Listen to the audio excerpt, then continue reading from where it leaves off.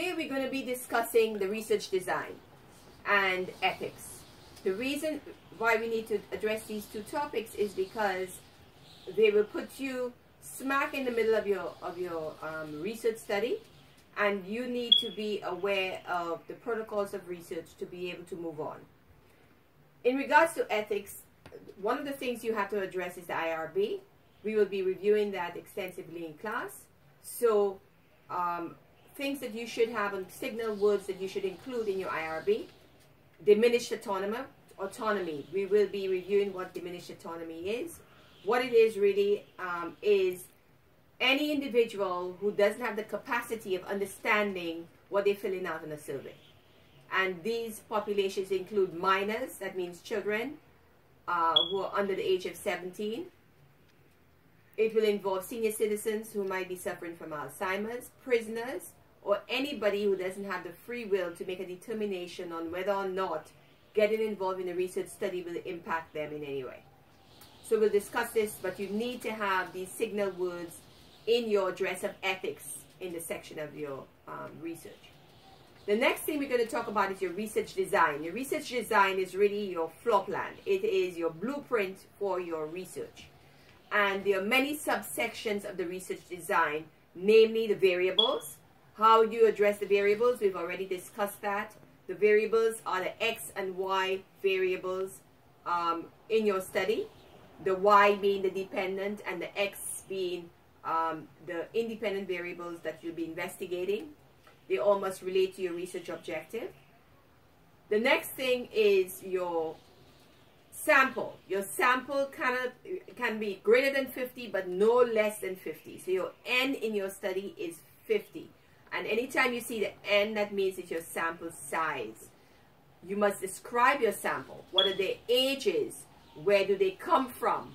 Are they from New York, Manhattan with the zip codes? Are they from Long Island with the zip codes? Are they in the tri-borough with the zip codes? What is their lifestyle? Do you have any psychographic information that you can provide? Any information you can provide the person reading your research paper about who is involved in your sample will make your study robust. It will also show you some indicators or patterns by the time you get to the conclusion of your paper, because it will shed light on why the results came out the way that they did. So the more information you can give about the sample, the better the research study. The next thing you have to address within the sample is your sampling technique. Everybody should be using probability sampling, and when you do probability sampling, there's randomization. You need to discuss how you're going to randomize your sample, meaning are you going to select every fourth person? So review your notes to make sure that you address that. The next issue in your research design, the subsection, is your survey. And once you started doing your survey, you know that you're on the right track and you're midway in your research study. Your survey that you'll be using is going to be a Likert type survey with 5 points: strongly agree, agree, neutral, disagree, strongly disagree. And they will be in the statement forms for each of the variables in your study. So review your notes, because we will be going over very briefly how to address your variables in your survey. The last thing we're going to talk about is your data.